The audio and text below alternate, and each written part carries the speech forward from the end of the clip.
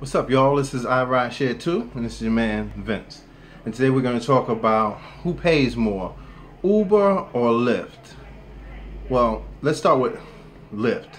Now, Lyft, at least in the LA market, they pay 90 cents a mile.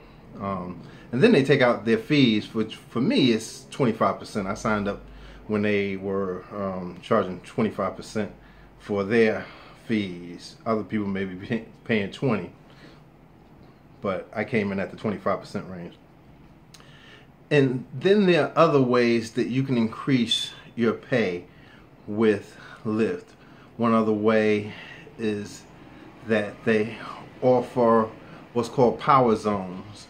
So if you drive maybe in the mornings and the afternoons during designated times and during a designated area, they have what's called the peak hours for those particular times. It's normally during the rush hours, and then they have it on weekends as well. And also any other hours that are not considered peak, of course, are called non-peak hours.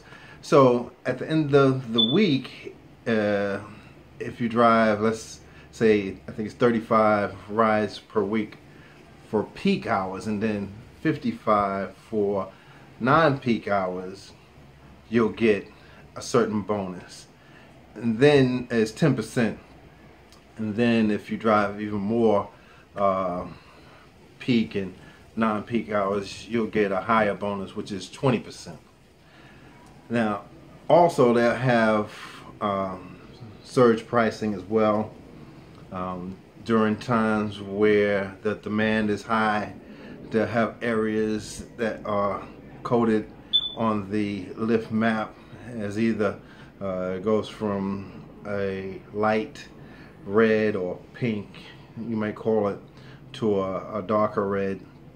The darker the red, the higher the surge pricing is, and it goes by percentage, so you can earn 50% more, 75% more, 100% more, depending on the surge in that area. And also they started to copy what Uber was doing. They have certain power zone areas that are constant, where they have a certain area of town. They say if you pick up from this area of town, you'll get 10% more, 30% more, what have you. That's for Lyft. Now, for Uber they pay the same 90 cents a mile, which is the base rate. And also they pay waiting time, Lyft and Uber. The time that it takes for you to drive from point A to point B, and Uber is starting to pay the time you wait to pick up somebody. I don't know if Lyft has incorporated that yet or not, but they will pay you. Lyft will pay you for the time it takes for you to get to point A to point B. Now, back to Uber. They have certain times in the morning and in the afternoon boost times, where if you go to another designated area, and during that time they will pay more, higher than the base rate. So in my area, they'll, let's say, pay 1.5 factor, meaning the base rate times 1.5, which is essentially 50% more. And also they have surge pricing as well, where if the demand is high, they'll pay higher than the base rate. And also Uber does bonuses as well. If you drive, let's say, a certain amount of rides per week, they'll pay extra. This week they had a nice little bonus, 20 extra rides, they'll pay $110, because 20 rides a week is nothing to do, you know. Anybody can do that standing on their heads.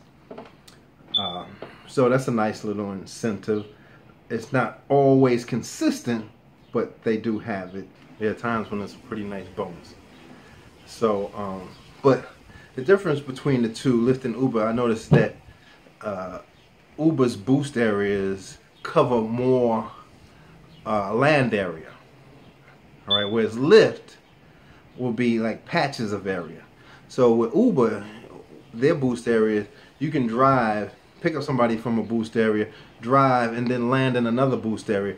Whereas Lyft has patches of their power zone areas, or the equivalent to Uber's boost, where if you pick up somebody from that boost area, chances are if you drive them somewhere, you may land out of that area. Now either you got to pick up somebody that's not going to be in that power zone area for your next ride, or you have to double back to the closest power zone area to get that bonus. And who knows, it may not be advantageous to drive back to that power zone area.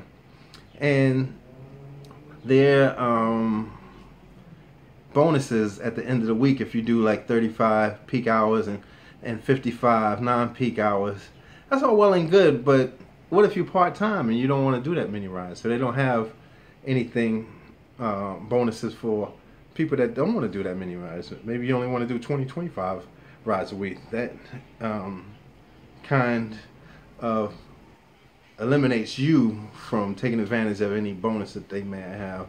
So I wish they had bonuses for people who didn't drive that many hours, but they're trying to encourage you to drive, make more rides. But again, what if you don't want to or can't? Maybe you have another job. So, and now as far as the surge, I really can't tell whose surges are higher, because it's based on demand. And to tell you the truth, I haven't really compared the two. But I can say this: the Uber surge areas covers more of an area, and the Lyft surges again are kind of like in patches of area. So I would have to give a thumbs up more to the Uber in that area. And overall, who would I say pays more, Uber or Lyft? I would have to give it to Uber. I think they pay a little bit more based on those factors, that their boost area covers more land area than Lyft. Their surge pricing covers more land area than Lyft.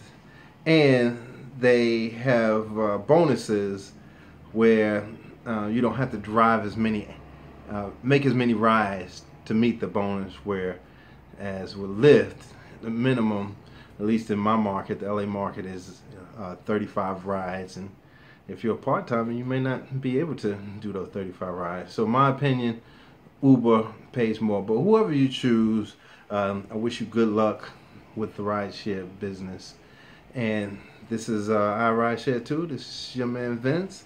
If I can answer any questions from anybody, don't hesitate to put it in the comments section. If you like the video, hit the like button. If you don't like the video, hit the like button. Don't forget to subscribe, and I'll see you on the next video. Alright? Peace.